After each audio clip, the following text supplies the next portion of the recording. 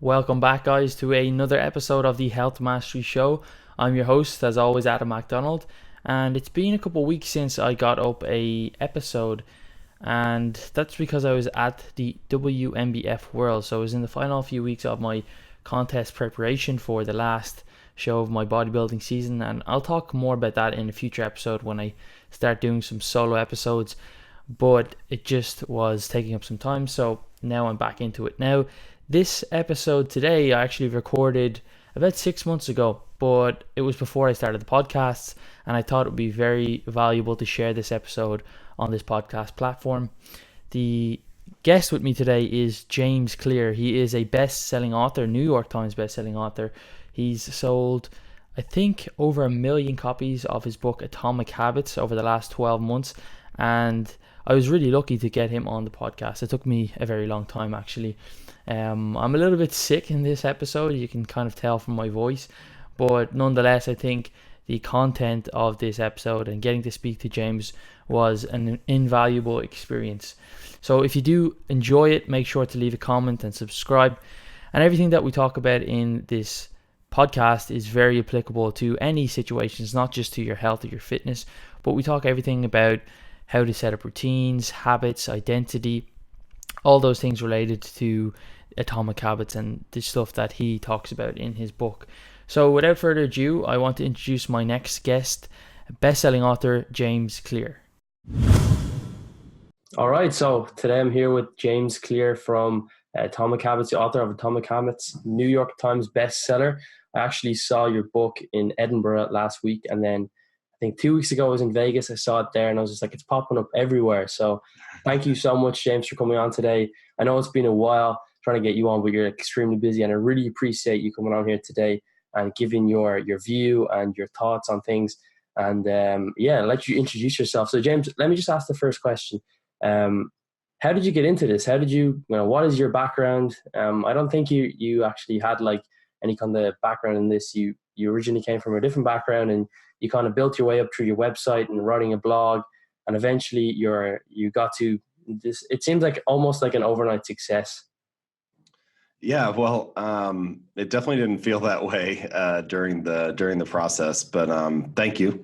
First of all, glad you're enjoying the book, and it is cool to see it popping up different places. The quick overview is that I write about how to build good habits and break bad ones, and I've been doing that since late 2012.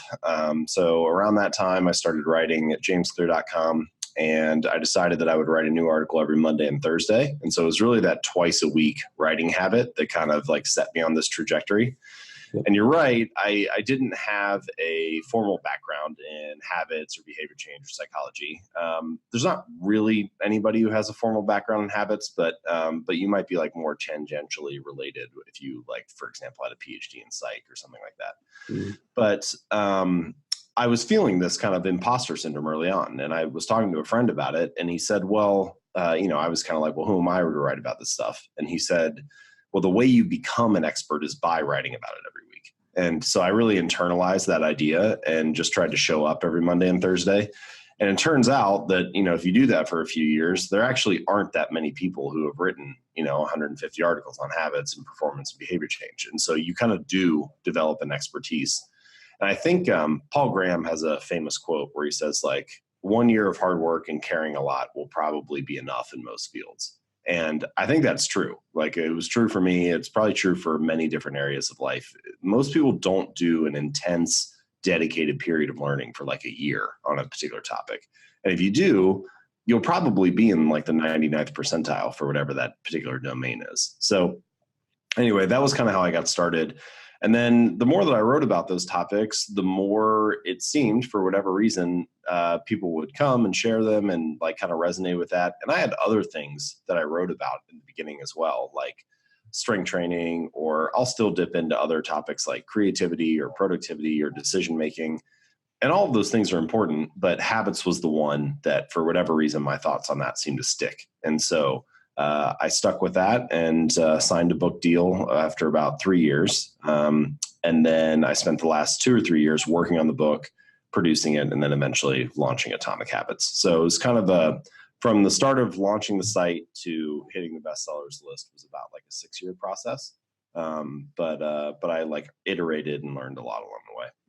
And is there any particular reason you chose habits? I mean, it's a kind of peculiar topic. I mean, it's important in every person's life. I mean, everybody has habits, whether they're good or bad. But why do you feel that you picked that? Was it a personal thing that you had any particular bad habits, or were you trying to cultivate new ones and you were just like, if I write about it, maybe it'll help me if I research it?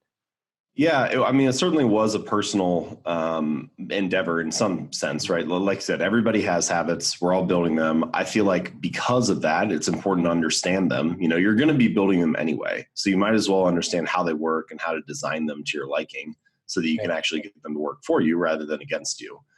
But habits do sort of occupy this interesting and, as you said, like maybe even peculiar space, which is that they have mass market appeal. Everybody has them. We all know they're important. But you can also discuss them in a very scientific way. And my background is as a more science-minded person. In undergrad, I studied chemistry and physics and like the hard sciences. And that way of thinking, that style of approaching a problem resonates with me. And I want to share ideas that are both scientifically backed and stand up to like practical experience and actually work in the real world. And habits is one of the areas where you can talk about things in that way. You can talk about self-improvement in a very scientific way. And I don't, there's nothing necessarily wrong with saying things like, just believe in yourself or fake it till you make it, or like the standard kind of self-help positive thinking stuff. It's not, if you have a choice, thinking positive is probably better than thinking negative about yourself. But I really like things that can be rooted in some kind of like scientific experiment or have some kind of scientific backing or theory, and then you can actually implement them in the real world. So habits is one of those spaces that is both scientifically backed and highly applicable to daily life. And that's kind of the piece that I'm looking for that's interesting. How do we translate science into something I can actually use? Yeah, makes total sense. And you talked a little bit about when you're first beginning off as an author or a blogger or whatever you started off as, that you kind of had this imposter syndrome, and it wasn't until you literally just did the habit every single day or the action every day that you eventually got the identity, I guess. And that's something you talk a lot about in your book. And I've noticed it a lot with people. So in my profession, my coaching profession, I work with a lot of people who know exactly what they need to do, but they just can't seem to get it. And they want the change, and they ask me, well, how are you able to like stick to things and refuse certain, junk food or not skip the gym on a consistent basis? And it boils down to just your identity and who you view yourself as. And if you view yourself as somebody who is, lazy or whatever, you'll start to act in a line with what that person does. So how do you actually make that identity shift? Because we kind of know, well, maybe we don't know, but the thing we need to do is shift that identity rather than just saying, well, I need to do this. I need to actually change my identity. So how does one go about actually shifting their identity? Or what would you say, like how would a person actually go and say, well, this is the person that I want to become now. How do I actually shift my identity so I start to act and align with that and stop self-sabotaging or actually do what I know I need to do? Yeah, I mean, this is an important question, I think at a deep level, true behavior change is really identity change. And what I mean is that once you start to look at yourself in a new way or adopt this new identity, you're not even really pursuing behavior change anymore. You're just acting in alignment with the type of person that you believe yourself to be. Like if you look at yourself and think, I am a meditator. Well, it doesn't take that much effort to meditate because that's just part of who you think you are. Same way with I am a writer. Well, what do writers do? They sit down and write. And so once you have that identity, the actions, I think, become easier because they're in alignment with that internal belief. So the question then is, well, how do you get there, right? Like, how do you develop an identity that you don't believe? And I think this is where small habits become so useful, because the way that I would like to phrase it is every action you take is like a vote for the type of person you want to become. And in the beginning, you don't have many votes. You don't have that much evidence proving that you are that kind of person. But if you keep showing up and casting these votes, even if it's in a small way, writing one sentence, meditating for 1 minute, doing one push-up, well, do those things transform your results overnight? No, of course not. But they do cast a vote for being a writer or being a meditator or being the type of person who doesn't miss workouts. And eventually, if you cast enough votes for that, being that kind of person, you have like this body of evidence to believe in, to actually like provide proof that, hey, I am that type of person. I mean, this makes sense just in like a logical way. You think about if you go to practice and, you kick a soccer ball around. Well, the first time that you do that, like you don't believe, oh, I'm a soccer player. But if you show up and do it every day for 6 months or a year or 2 years, well, then all of a sudden that becomes part of your identity. Same thing for writing or making videos on YouTube or meditating or whatever the process is. You show up in a small way and that proves the new identity of yourself. I think you could say that, hey, your habits are how you embody a particular identity, right? Like every day that you make your bed, you embody the identity of someone who's clean and organized. Every time you sit down and write one sentence, you embody the identity of someone who's a writer. And the more that you embody those things, the more that you come to believe them by yourself.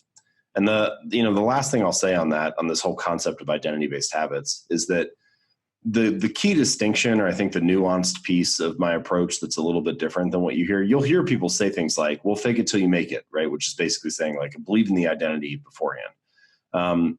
So you keep telling yourself these things like, oh, I'm healthy, I'm in shape, even though you haven't gone to the gym yet. Well, we have a word for beliefs that don't have evidence, right? Like we call it delusion. So at some point, your brain doesn't like this mismatch between what you're telling yourself and what you're actually doing. And so the nuance, the slight difference between my approach and some of the other stuff like that is I think you should let the behavior lead the belief. You let the behavior lead the way and the belief will follow, rather than just saying, oh, I'm this new kind of person and trying to fake your way into something different. Mm-hmm. So I like leading with behaviors and habits because they provide evidence of identities. And once you have evidence, you have a reason to believe it. So coming from a place of doing rather than coming from a place of theoretical, this is who I could become. Like, I think so. Like the way to be it is to do it. That's one of the great things. A lot of this stuff, like the way to be a writer is to sit down and write. The way to be a meditator is to sit down and meditate. And so this is why I say, like, ultimately the goal is not to run a marathon, it's to become a runner. The goal is not to write a book, it's to become a writer. And so you can do those things just by showing up, even if it's in a small way, but it's really the behavior that proves that identity. So would you say that your approach is kind of like a path of mastery where you're not actually like getting to the destination, but you're just becoming somebody who surrenders to the path of that skill or of that profession or of that person? So you're not getting a six pack or getting ripped, but you're becoming somebody who is healthy or is living a lean lifestyle. Would that be kind of the approach or the mindset that you've got, or am I kind of? No, I think that's right. True long-term thinking is goalless thinking. It doesn't mean goals don't have, before I criticize goals too much, like they have a purpose, right? I mean, they're good for setting a sense of direction, for developing some clarity. What should I focus on? Where should I direct my energy and attention? They're also good for filtering. So once you know that you have a goal, opportunities are going to come up in life regardless. And if you don't have a clear purpose or a clear goal, it becomes easy just to say yes to whatever opportunity is along the way. But if you have a really clear destination you're working toward, and then somebody offers you an option, you're like, oh, well, no, I'm not interested because that doesn't align with my goals. And so they're good for setting a sense of direction. They're good for filtering out distractions and staying focused. But once you have a goal, once you know what direction you're moving in, it's almost always more useful to kind of put the goal on the shelf and focus instead on the process or the path, as you say, and kind of dedicate yourself to this idea of mastery. And this comes back to what I was saying about true long-term thinking is goalless thinking. Because if it was just about the goal, most people would stop once they do it, right? Like if Tom Brady was only interested in winning the Super Bowl, then he could have stopped like decades ago, once he won his first one. That you win and then you're done, like you achieved the goal. But it's actually not just about that, right? It must be, I don't know how he would define it, but it's got to be about trying to find where his ceiling is, or seeing, how much potential he has, or the process of trying to get better every day and just trying to carve out like another small margin of improvement. But whatever it is that lights him up, it's something much more process focused than just the outcome of winning the Super Bowl. And of course, the ironic part is if you fall in love with the process like that, then the results often come naturally. And you see this all the time. The people who have the best results in a particular field, they often they don't like need to do the thing anymore, but the reason they don't need to do it is because they love the process. So for example, comedians will always say, I walk into the gym and I see all these fit people. I'm like, what are you doing here? You're done. And the reason that they're done is because they love going to the gym, right? Like the reason they look like they don't need to work out is it's because they love the process of working out. Yeah. Or you look at people who have like these big bank accounts. Well, like the reason they have the big bank account is because they love reading about investing or figuring out how to save money on taxes or learning how to build businesses and launch products. And like, they love the process of sales and marketing and product creation, all that stuff. And because they love that stuff so much, they have a lot of money in the bank. But if it was just about the money in the bank, then they would have stopped a long time ago. And so anyway, you see it in a variety of different areas, but it's the love of the process that naturally leads to the product and the outcome that we often so badly want. Yeah, coincidentally, I was actually watching a video yesterday by Jordan Peterson. I don't know if you know him, but he was talking about it's not actually about achieving the goal, and humans become extremely unhappy if we're not striving to achieve towards a goal or to get towards a goal. It's not necessarily actually getting towards the goal, but the process of trying to attain the goal. So we don't get happier when we get to the goal, but if we're not actually trying to aim for something, then we become extremely unhappy. And my theory, I had a weightlifter tell me that one time. He had just finished competing at the national championships, and he had done well. He had placed, on the podium, and he said the best part is the climb. Like the best part is it's not after you won the medal. Like then everybody's like, oh, are you going to be able to, maintain your spot at the top of the heap or whatever?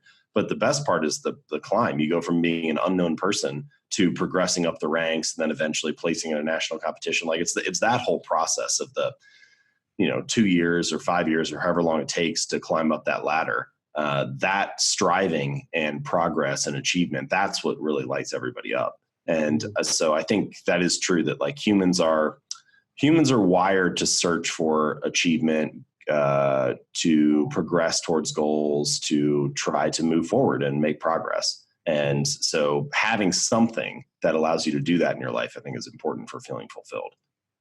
Yeah, I think my theory on it is that, well, we wouldn't have evolution, or we wouldn't be always trying to develop new things in society if we didn't think that tomorrow will be a better day, metaphorically speaking, and we're trying to progress. We'd still be, using sticks to light fires. And that's the kind of process that keeps us going, that tomorrow is going to be a better day than like yesterday, regardless of what age you are, or point, maybe your trajectory or your view on life will change as you get older, but it will still be better, or you should be aiming for better than tomorrow. And then you kind of, if you don't have that, that's when you kind of can slip into like depressive modes and kind of. Well, you need hope, right? Like you need something, you need at least some level of feeling like the hope that tomorrow will be better, or that you can improve, or that you can make progress, that you have some influence on the outcomes that are coming in the future. And that hope drives you. Like in a sense, every action is motivated by hope. We wouldn't necessarily define it that way, but like when you look across the room and you see a cookie on a plate and you're hopeful that it will taste good. And it's that hope, that anticipation that gets you to walk over and pick it up and take a bite. And so it's true in very small ways. You walk into a dark room and you flip on the light switch. And in a sense, there's like a little tinge of hope that when you do that action, the lights will turn on and you will be able to see. And so it's small things, but then also much bigger things that we talk about, like our purpose and goals and meaning in life and so on. So before you get to like looking at the habits, and if you were to do a complete like architecture of somebody's habits, do you think it's important that they actually set a goal first and then reverse engineer that through habits? Or do you just start with habits and then let the goal kind of manifest? Or do you think, okay, well, this is my goal, now let's kind of break this down into daily habits, weekly habits? Well, sometimes thinking about the goal or getting in like some of these thinking exercises paralyzes people. They kind of get overwhelmed. They start coming up with like, oh, now suddenly I have 10 goals that I want to achieve, or like, I'm not quite sure what my purpose is in life. And then they feel paralyzed by that or whatever. So I think the most important thing is just take some kind of action, make some kind of progress, It doesn't have to be something big, right? It could be doing 5 push-ups a day. Like that, it doesn't matter in the beginning. It should just be something to get momentum going forward. But I do think that it's helpful to ask yourself, most people might not know what their purpose is in life or what the key identity is they want to build, but they kind of have an idea of what type of results they want. I want to double my income, or I want a 6-pack, or I want something like that. They have an idea of the end outcome. And then I think the question to ask yourself is, most people stop there. They say, all right, this is my goal. I want to get a 6-pack. So here's my plan for doing it. And then they just assume, if I do that, I'll be the kind of person I want to be at the end of it. But I think it's better to invert that process and start with the identity. So ask yourself, who is the type of person that could get a 6-pack? Well, maybe it's the type of person who cooks meals at home 5 nights a week, or maybe it's the type of person who goes to the gym 4 days a week. And you start to back into some of these behaviors that would back up the identity of that kind of person. And those are the habits that you focus on building. And I think that shift from outcomes to identity is an important one, because if you just make it about the outcome, if you just make it about getting 6-pack abs, then you start doing all kinds of extreme things in the name of trying to get there. You do a radical juice cleanse or some kind of crazy diet, or you think, I need to take on this really intense workout program. But if instead you flip it and you make it about the identity, you say, okay, the type of person that gets 6-pack abs is the type of person who cooks meals at home 5 nights a week. Well, now you can feel successful whenever you're cooking a meal at home, and not just when you get 6-pack abs 6 months from now or a year from now or whatever it is. Yep. And so it kind of gives you permission to enjoy the process a little bit more. And it also makes it a little bit less about that result. It becomes a little bit less about the 6-pack abs and a little bit more about, am I showing up and cooking meals at home 5 nights a week? And so ultimately, your outcomes are usually a lagging measure of your habits. Like your bank account is a lagging measure of your financial habits. Your weight is a lagging measure of your eating habits. Your knowledge is a lagging measure of your learning habits. And so the real thing to focus on are the habits that lead the way, and not the outcomes that follow naturally. Yeah, I get you. So if we're kind of coming up to summer, I guess, so people probably do want to get in shape. And how would you set up somebody, or how would you start new habits? Do you have like a kind of a framework to make habits easy, to make them, I suppose, stick, or not too much of a barrier, so that people can actually take action on them? Because we all know we need good habits, but we want to set the bar appropriately so that we'll actually do the habits. So how would you go about doing that? And rather than saying, well, I got to eat clean and I got to cook 7 meals a day and I got to hit the gym 5 days a week. Well, no, I need to do that, but I'm not going to do it. So how do you actually make that? How do you start off with that? Yeah. So in Atomic Habits, I divide a habit into 4 different stages. And I think if you understand those 4 stages, you kind of have 4 different points of intervention, or like 4 different levers you can pull for building good habits and breaking bad ones. So just real quick summary. So the 4 stages are cue, craving, response, and reward.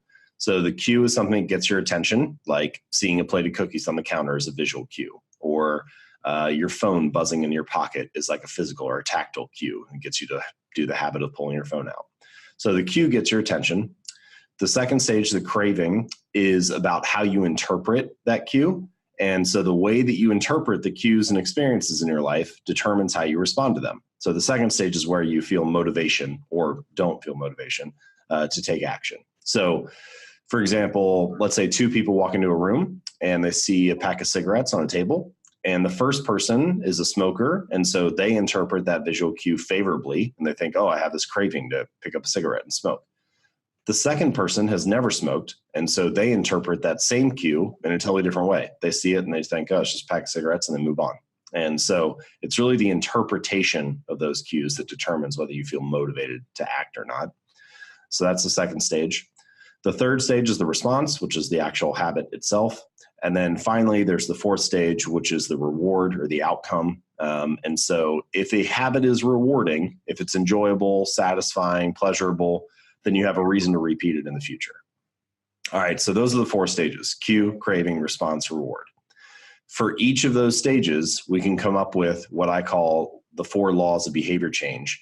And so one of those laws applies to each stage. And this is where we kind of have a practical framework for building good habits and breaking bad ones. So for the cue, the first law of behavior change is to make it obvious. the more obvious, attractive, visible, easy to see the cues in your life are, the more likely you are to act on them.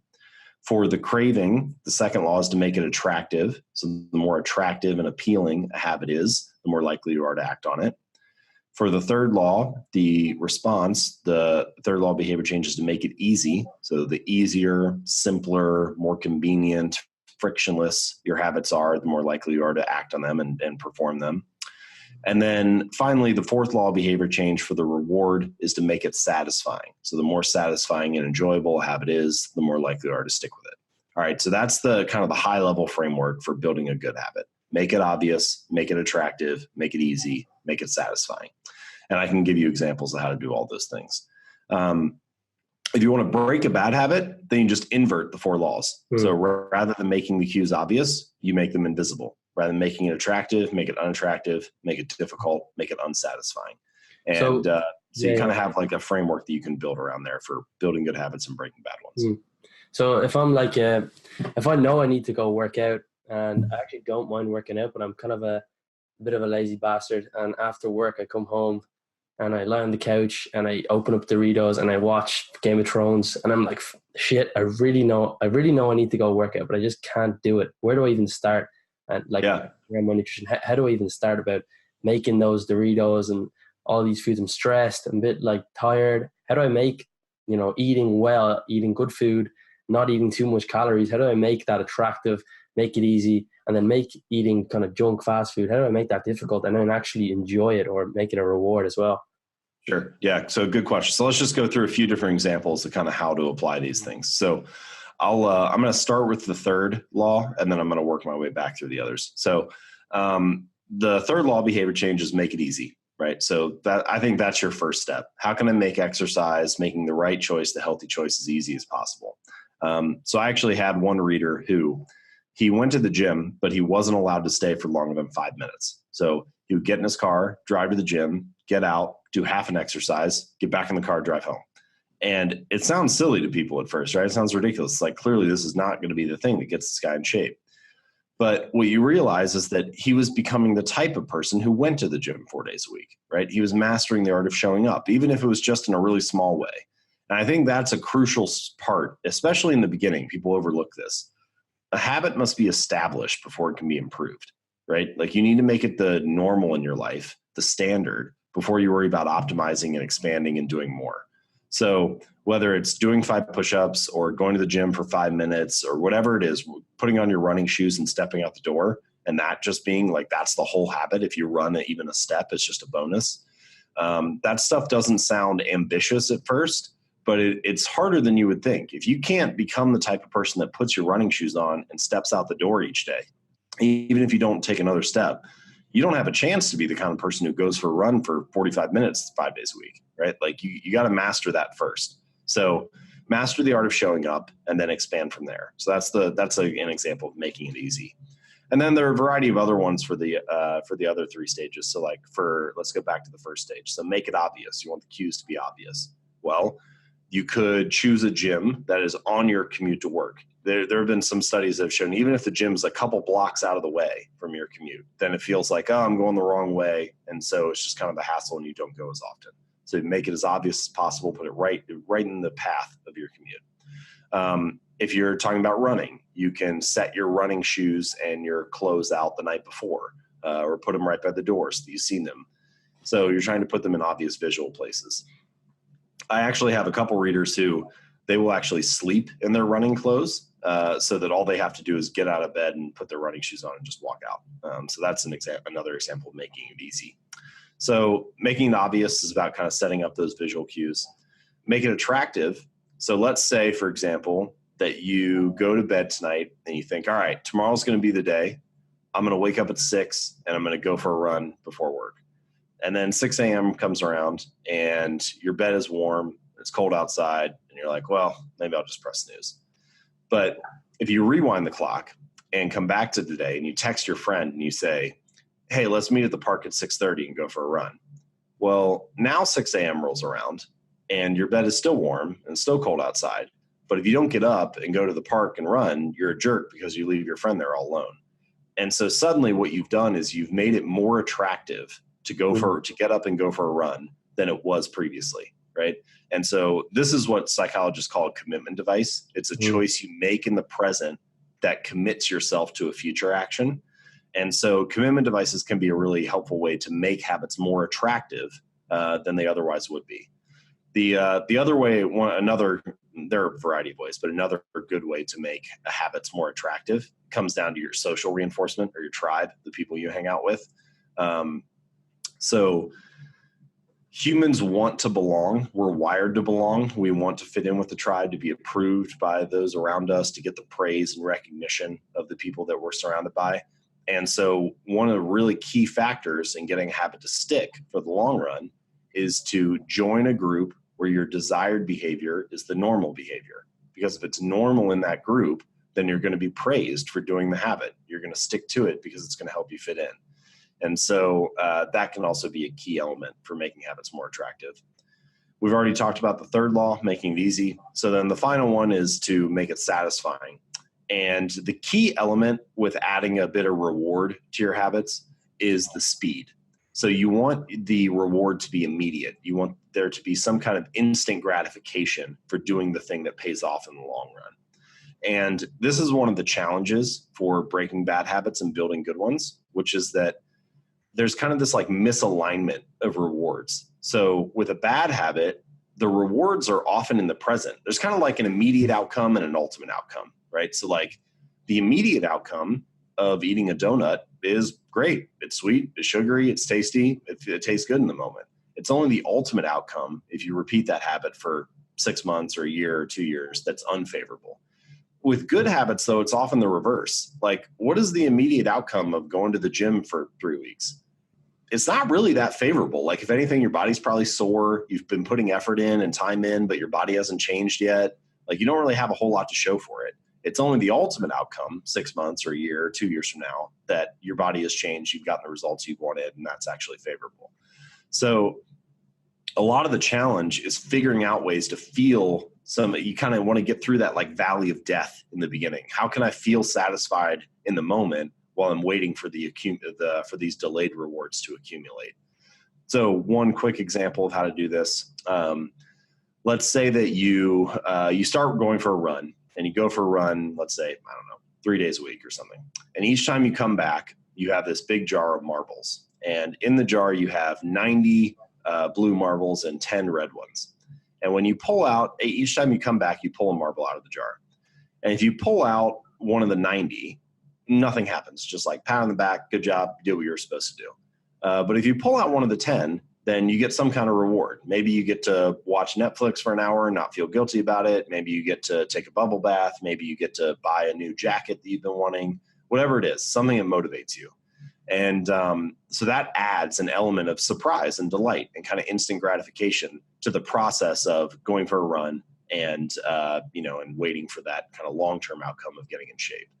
So the one caveat with these kind of instant rewards or some extra kind of reinforcement is I think that you should be careful to choose rewards that don't conflict with the type of identity you're trying to build, right? Like sometimes people will be like, oh, I went for a run, so my reward is a cup of ice cream. And so you're kind of like casting one vote for being a healthy person and one vote for not. So it's sort of a wash. So instead, if you said, well, my reward is a bubble bath, well, now kind of both of those things, a bubble bath and going for a run, they're like casting a vote for being a healthy person or taking care of my body. And so you're kind of aligned. Now, I don't think it has to perfectly align, right? It could be like buying yourself the new jacket, which doesn't have really anything to do with being healthy, but it's just a reward that doesn't conflict with that desired identity. So anyway, that's just kind of a quick rundown of those 4 laws of behavior change and how to apply them to something like exercise. So with exercise often, or like healthy habits, we don't necessarily, it's hard to often like enjoy it at the beginning. So like you said, it's more favorable to do it. It's probably just like, I would say you're using leverage, or it's less painful to go and do a run with your friend, rather than it's more favorable. It's just you're actually less pain. So using things like leverage, and that's why I actually notice when people get a lot of free information and they don't actually apply it, it's because they don't have that leverage. So if you pay a lot of money for something and it's the same information or the same kind of coaching or the same advice, you'll actually be more likely or inclined to do it because of that leverage or that pain of actually the money that you're going to lose if you don't take action on it. Yeah, what you find is that and this is true for all kinds of things with habits, but habits are a double-edged sword. So they can either build you up or cut you down. And all the principles that we're talking about, they can like either work for you or against you. And so in many cases, it's kind of two sides of the same coin. You know, like you have that example I gave of texting your friend and going for a run at the park.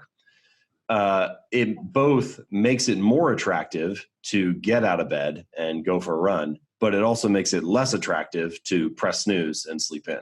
And so it just kind of depends on the lens through which you look at it, right? Like on the one side, it's increasing the cost or increasing the pain.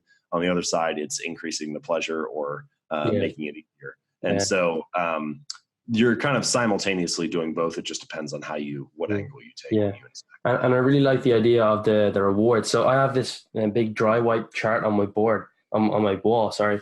And it's just the calendar, and I'm dieting for a competition. So often it's not that good because I'm hungry, I'm tired, and I got to get to quite low levels of body fat. So I'm writing my weight up every day as I weigh myself, but I could use an app. You know, I have two phones that both have, you know, multiple apps that you could put your weight in. And people ask me like, why do you do it on the dry whiteboard? Why don't you just use an app? And then I realized that I actually get this instant dopamine hit when I see my weight going down every day on this big chart, rather than logging in an app. So it's kind of like, that's like a mini win every morning for me when I see like, oh, my weight is dropped by 0.5 pound, rather than putting in an app and saying, well, my weight is going down. Because in reality, what I'm trying to do is not track my weight on the wall, but just have this visual kind of success story where I get this little win every single day, and it's working perfectly. And every time I fill it up, I just wipe it out and start again. So that's a great example. I like that phrase, visual success story, because what you're really trying to do is you're not trying to track your weight. You're trying to track your progress. You're trying to visualize and be able to see the fact that you're moving forward.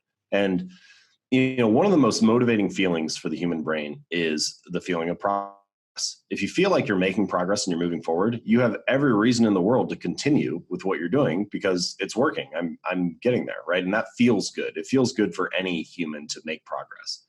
And so being able to see your progress, to visualize it in some way, can be a really powerful way to motivate yourself. You know, so technically, yeah, sure, logging your weight in the app, and like the app could give you a chart or something and you could maybe visualize it or see it that way. But that's only true if you've opened the app up and you're looking at it. Whereas this chart that's on your wall, every time you walk into the room, it's right there staring you in the face, right? You're able to see that progress a little better. It's around you all the time. And that visual cue of, hey, this is working, you're moving forward, it's a great reminder to stick with the process. And so whether it's something like writing your weight up on the wall, or using a habit tracker, you know, just like putting an X on the calendar that you do your habit, those forms of visual progress, I think, are really can be very useful to help you stick with it when you feel like, you know, today was a waste. Well, now you actually have some visual evidence that maybe it wasn't, and that you're moving forward. Yeah, excellent points. So final question, James, for you. Looking, I suppose, in retrospect, or maybe not even retrospect, looking forward, if you were to give, let's say, a set or a kind of a number of habits that you think successful people or successful man in total would kind of embody, what would those habits be? And can you have too many habits, I guess? So if there was like a number of habits, if you feel that there's like a handful that you should be focusing on, and like to be well-rounded successful, because obviously we gave the example and we talked about and extended about, you know, if you want to be successful in terms of your physique, you know, you got to focus on these things. But as someone who's generally successful, let's say wealthy, they have good relationships, they have, you know, good health, isn't it actually possible to focus on all of these things and have habits in all of the areas? Or do you think you can kind of only be like a master in one area? Like, do you have certain areas of your life where you feel like, oh, my habits are absolutely shit in this area? Or do you think that you can actually have like good habits in every aspect and be quite successful? Yeah. Okay. So it's an interesting question. I think there are a couple things to keep in mind. So, Paul Graham, who's a famous entrepreneur and investor, founder of Y Combinator, he has this kind of concept where he talks about doing things that are upwind of other things. So, for example, let's take a student who's going to college. You're interested in potentially studying. I think the example he gives is math or economics. He says, well, if you're interested in both, then you should always choose math, because if you have an undergraduate degree in math, you can very easily get into a graduate degree in economics. But if you have a graduate degree in economics, it's much harder to get into, or if you have an undergraduate degree in economics, it's much harder to get into a graduate program in math. And so his point is, math is upwind of economics. It gives you more options, right? It opens up more future potential choices for you. So I think you could say that about habits as well. So like, the short answer to your question, can you have great habits in all areas of life, is no, not at the same time. But you don't have to do it all at the same time. So for example, getting your financial situation sorted and figured out, well, that gives you a lot of options. Now you can, if you're focused on other habits like getting in shape or having a clean room or things like that, well, you can hire someone to clean your room, or you can hire a personal trainer, or so on. Mm-hmm. And so there are certain habits that are maybe upwind of other ones that make the other habits easier. And I don't know what that is for each individual person, but it's worth asking yourself that question. Like, of the habits I'm considering building, would it make more sense to build one first, because that makes the other ones easier in the future? So there's a little bit of a sequencing thing there. I do think that there are some habits that tend to be recurring themes across successful people. Like there's an infinite number of ways to be successful. So there's no one playbook, but there are a couple things that like really help. So for example, I'm going to say reading, but what it really is like being curious.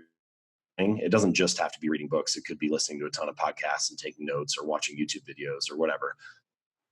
It could even be like Twitter, if you're very curated and following people that are actually like improving your knowledge rather than just following celebrities or something like that. But my point is, the habit of reading is sort of like a meta habit, because if you have that, you can solve almost any other habit. Like, you want to learn how to start a YouTube channel? Great. You can read a book on that. You want to learn how to six-pack abs? You can read a book on that. You want to learn how to master your finances and investing? There are tons of books on that. So like, if you master the habit of reading, whatever the next problem is in your life, you can find a book that can help you solve that. And so it's sort of like reading is a meta habit that solves the others. So I guess we could say reading is upwind of almost any other habit that you want to perform. So there's some things like that. And then the last thing I'll say is that there's sort of what I call habits of energy and habits of focus. And mastering both of those is really important for moving forward in a particular area. So habits of energy mostly come down to your physical health, sleeping 8 hours a day, eating a relatively healthy diet, finding some form of exercise. Doesn't have to be strength training. Like, that's what I'm interested in, but not everybody has to work out like a bodybuilder. You could go hiking or rock climbing or kayaking, or just walk outside for 20 minutes a day, whatever you want, but some kind of exercise. And those things, sleep, nutrition, working out, they're kind of habits of energy. They make sure that you have the energy to take advantage of the time that you have each day. A lot of people talk about things like, oh, I don't have enough time to do this. But the truth is, most of us have, like, we could find an hour if you wanted to find it. The problem is, you find the hour, but you're exhausted, or you're stressed, or you're tired. So you don't have the energy to take advantage of the hour. So habits of energy kind of help with that. And then the other one is habits of focus. Like I said, there are an infinite number of ways to be successful. But at the end of the day, you look around and pretty much anybody who is successful in a particular domain, they're focused on that one domain. They don't get distracted by trying to do too many things. Instead, they try to become great at one thing. And so one habit of focus that I've been employing over the last year is I leave my phone in another room until lunch each day. And it's a small thing, but it gives me 3 to 4 hours where I can focus without distractions and work on my agenda rather than somebody else's. Another example of a habit of focus is to use like a website blocker so that you can block social media or sports websites or whatever you're browsing during the day that pulls you off course. So things like that help keep you on task and make sure that you have the attention you need to take advantage of the time, assuming that you have the energy to do so. And so focus and energy, I think, are two big things to consider as well. So there's no reason why you couldn't, I guess, focus on, excuse the kind of repetition of the word focus, but you couldn't, I suppose, hone in on a focus habit and an energy habit at the same time. Like you're trying to, let's say, lose weight, but also you're trying to reduce the time you spend on social media. You could simultaneously, or do you think that there's too much mental energy or pull by trying to do those both at once? So you have to kind of get the identity or of one where you actually, okay, I never use my phone anymore, and now I'm going to start working on my health. If the habits are small enough, then you can do multiple at one time. I tend to say focus on one thing rather than doing multiple. You also can find that habits are tied to context. That's how you learn what to do. It's like, oh, I'm in my living room at 7 p.m. This is when I watch Netflix for an hour. And you don't think that consciously, but that's kind of your brain has tied that context to the habit of watching Netflix. So, one thing that you can do is if you change context, then that can be a good time to try to build a new habit. So for example, maybe you have one habit you're working on at home and you have one habit you're working on at the office. And so the two contexts are different enough that you can hey, I try to do this thing here and this thing there. But something else to consider is that I think it's useful. It depends on how ambitious you're being. It depends on how big of a thing you're working on. If you're working on things that are small, like flossing or doing 5 push-ups or meditating for 1 minute, that's small enough that you could probably try to do all 3 of those.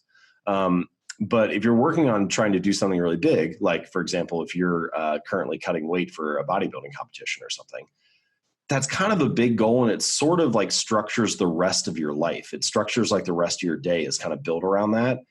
And I don't think it makes sense to try to do 3 or 4 of those things at once, to try to prep for a bodybuilding competition and start a business and write a book. All those things are kind of big things. And each one of them, if you were going to do them really, really well, you would actually organize the rest of your life around that one thing. And what you find is that people say they're just focused on one thing, but there's often a collection of habits associated with that. So if you want to get ready for a bodybuilding competition, you might view that as one goal. But really, if it's your first time doing it, you have to learn a lot of new habits associated with that. You need to figure out, you need new meal planning habits, new grocery shopping habits, new habits for prepping and cooking food, new habits for cleaning up after your meals. There's a lot that goes into it. And so the bigger the goal, the more likely it is that there'll be a lot of sub habits. And so for that stuff, I think it's really helpful just to focus on one, organize your life around it, and then you can start knocking off some of those sub habits that contribute to the larger objective. Perfect. Thanks so much for that answer. You mentioned that in the book, you mentioned that you can't really ever give up a habit. It's kind of, it just becomes part of you. And the day you give it up is kind of the day that you no longer embody that identity. So we kind of hear of people saying, well, it takes 21 days for a habit, or it takes 66 days, or it's an average. Is there a specific time, or is it a time frame? I think there was one study done on, and then is there a kind of a time frame where you actually can say, well, now I have the identity as this person, or is it not something that you just kind of wake up and feel? It's just kind of over time. Well, it's a common question. Like you said, you hear all kinds of things, 21 days, 30 days to build a habit. There was a study done that showed that on average it was about 66 days to building a habit. But even within that study, it was the range was quite wide. If you took something easy, like drinking a glass of water at lunch every day, it was just a few weeks. And then more difficult habits like going for a run after work every night was 7 or 8 months. So the range is really wide. I don't know that 66 days really tells you anything super meaningful. Although it can be helpful to think, okay, this is going to be a few months, rather than, thinking oh, if I just do it for 21 days, then I'll be done. But I think there's a deeper kind of assumption when people usually ask that question, which is, well, how long until it's easy, right? How long until I don't have to work on it anymore? How long until it's just kind of on autopilot? And I think the honest answer to how long does it take to build a habit is forever, because if you stop doing it, it's no longer a habit, right? And I think that understanding that, or maybe embracing that philosophy, it helps you see habits as a lifestyle to be lived and not a finish line to be crossed. And if you look at it that way, then you're asking yourself, all right, what is a sustainable change? What is a non-threatening change? What is something I can do that I can actually make my new normal, that can become part of my daily life, not just like the sprint that I'll go on for 30 days and then it'll all be done. Because, whether you're talking about health or meditation or something related to your career or business, like, it's not like, oh, I just worked hard on this for 30 days and now I'm a healthy person, I don't have to think about it anymore, right? It's like, no, you build a healthy lifestyle, and that's how you maintain your identity as a healthy person. So I think it's much more about creating a lifestyle that you can live day in and day out, and much less about making some life-changing result after 21 days or 30 days or 66 days or whatever it is. Yeah, thanks a lot, man. So James, we're going to wrap it up here. Thanks so much for your time. Where can we find more about yourself, and what are you doing over the next couple of months? What's on the cards for you? It looks like you're in a hotel room maybe or somewhere. Yes. Yeah. I'm traveling right now. I'm speaking at LinkedIn later today. So thanks for the opportunity. You can find my work at jamesclear.com. And if you click on articles, you can find different articles that organized by topic, and just kind of poke around on whatever's interesting to you. If you click on books, you can find a copy of Atomic Habits there, and also the Habit Journal, which is sort of this journal that I put together that has habit tracker templates in it, and makes the habit of journaling easier. And it also is mostly a dot grid notebook, so you can use it however you would normally use a notebook. But anyway, so that's there. And all my social media profiles are at jamesclear.com as well. As far as what's coming up, I'll be toying with some new ideas as far as like maybe another book at some point. So writing about that, seeing how that goes. I'm speaking at a lot of different companies and places right now. So we'll see. We'll continue that for the near future. And also some travel for fun. So it should be a good next few months. Awesome, man. Well, thanks so much for coming on the channel again. And I will leave all your links, your social profiles, your course as well. I know you have a course, and your books down below. So appreciate it, James, and have a great day. So guys, thank you so much if you're still here listening to the end of the podcast. I hope you enjoyed the episode.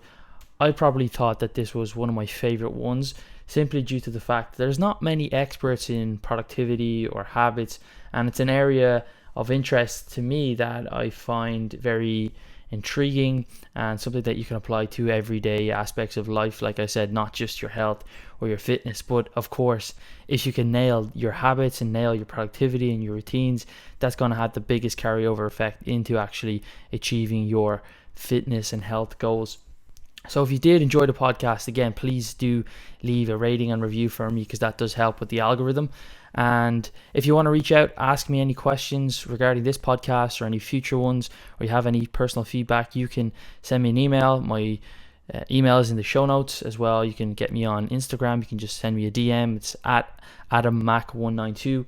And I've also left all of James's work down in the show notes too, so you can check out his book. You can also check out his website, where he has a great blog there, basically all the kind of topics similar to the book Atomic Habits and things that we talked about today, as well as his course, his habits course that he uses for personal use. People can just buy it, or sometimes he goes into companies as well and does it at an organizational level. What was pretty cool for me in this episode was that after the show, we spoke about what James was going to be doing later on that day, and he was going to be giving a talk at the headquarters in LinkedIn, which I believe is in California. So I can only imagine that he would be charging tens of thousands of dollars for that, and he came on and spoke with me for free. So it's pretty cool if you just ask people, reach out to them and say, hey, are you interested in talking? This is what I want to talk about, blah, XYZ. And if you never ask, the answer is always no. So I don't know if I'd be able to get him on now, because he's just gotten a lot more popular as of late, but it's a good reaffirmation to myself that, just ask. What's the worst that can happen? So again, thank you for listening, and I hope to see you in the next episode, where I'll have on future guests, more so in the area of bulking specifically. So I'm going to have on a great guest with me in the next episode, talking about how to set up a successful bulk or lean gaining phase in the off season. So thanks so much, and I will chat to you in the next episode.